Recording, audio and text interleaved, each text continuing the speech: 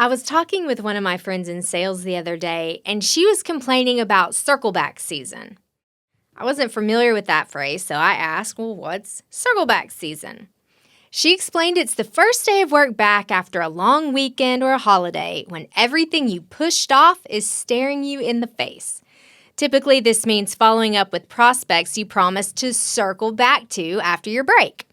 Well, it made me laugh, and it made me think about how hard it is for salespeople to do effective follow-up.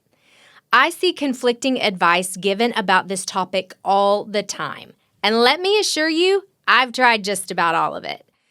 Now, I've not found the magic formula for this, but I do have some techniques that have worked better than others. I'll share them with you, and we'll talk about how you can use follow-up to actually improve your chances of closing your sale. Today on Don't Just Sell.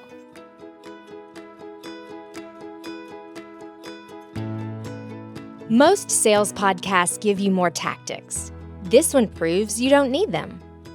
I'm Rebecca Kilday, and this is Don't Just Sell, the podcast where your sales career gets easier when you quit selling like you've been trained and start selling like yourself.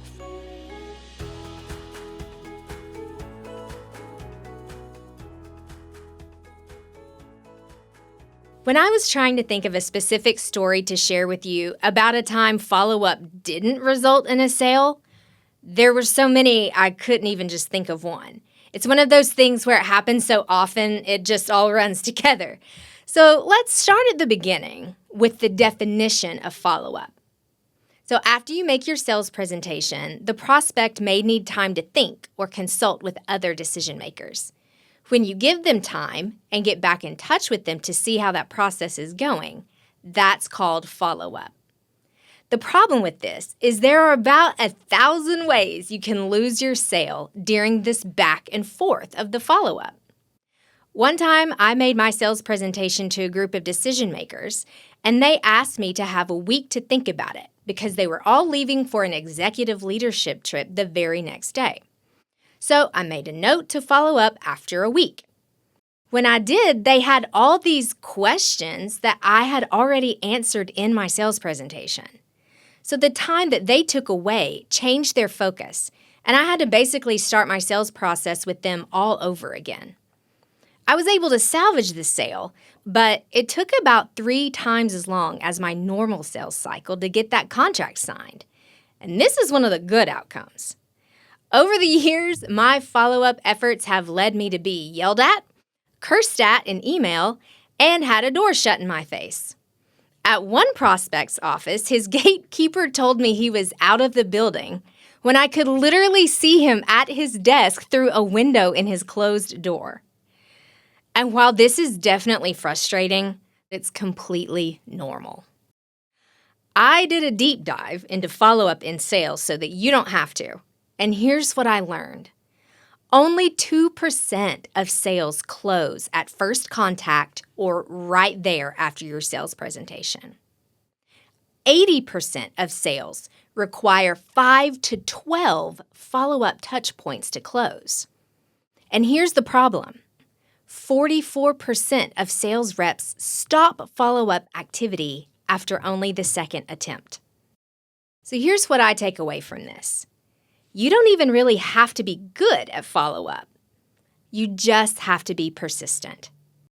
I've often said that sometimes winning simply means outlasting, and nothing challenges your will to outlast like following up. Women often struggle with this because we don't want to be a bother. We don't want to be perceived as annoying. Well, here's the hard truth. You're losing out because you want to be polite. Don't let some outdated social convention keep you from doing what's best for your business. Clients expect to be followed up with. You're not a bother. You're doing your job. The good news about this is that when you do win, the success is sweeter because of how long you had to work for it. I've shared before that I was familiar with my personal competitors in my sales career. And there was one in particular I came to know very well. Her biggest strength is that her customers were very loyal to her. They would even forgive shortcomings with the company because they liked working with her so much. It made it difficult to pull customers away from her. With one huge account she had, I got to the point where I would just visit a couple times a year and email occasionally with resources, but never a sales pitch. The goal with them was not to make the sale, but to build trust by letting them know I was still around. This went on for years, until one day I got a call from the decision maker at that account. He said their rep, so my competition, got into an argument with one of the gatekeepers and caused a scene in the office. He said everyone was upset enough that they terminated the rep's contract and wanted to know if I could take them on as a new client right away. They didn't ask me to submit a bid or make a presentation or to even come to meet with anyone. So I sent over the digital contract and it was signed within minutes. I was still in shock when I went the next day to begin my work with them as my new client. The decision maker smiled when I sat down in his office and I said something like, "Well, I never thought I'd be here." And he said that after the outburst, everyone in that office said, "Call Rebecca." They knew, through my years of consistent follow-up, that I could be trusted to step in. Before I share what's worked better for me, if you think you could benefit from a customized follow-up cadence, this is exactly what I help my one-to-one coaching clients with. Use the link in the show notes to reach out about training with me. I want to challenge you to treat your follow-up cadence with the same care as you do your sales presentation. After all, it really is a preview for how your prospect can expect to be treated as your customer.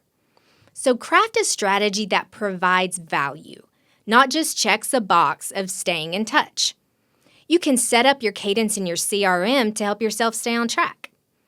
Here are some of the follow-up pieces that I've used that have served me well in my business. First thing is I send an email right away thanking them for the meeting and letting them know I'm available to answer any questions they may think of later. I just learned the longer there is between your meeting and the follow-up, the less likely the prospect is to engage with you. I usually send this email from the car before I even pull away from the appointment. The next thing I would suggest is to set up a follow-up cadence that makes sense for your offer and stick to it. I like to time things from that sales presentation. So for example, I send that quick email right away to say thank you. In 3 days, I'll email a relevant resource that's not exclusive. And then maybe you put them on your newsletter list the next week. You tag them in a relevant LinkedIn post the week after that. Whatever makes sense for you, just be consistent. Remember, every touch point is a step closer toward making your sale, whether your prospect responds or not.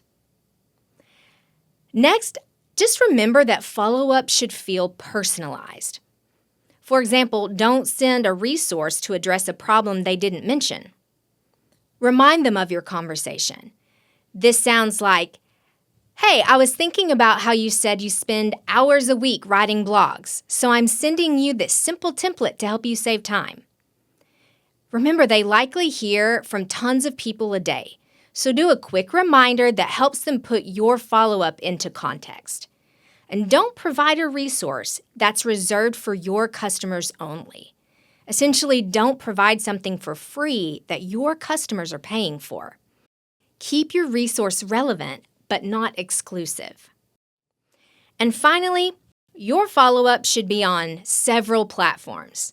Think about a combination of email, text, phone calls, LinkedIn messaging, and personal visits if that's customary in your industry.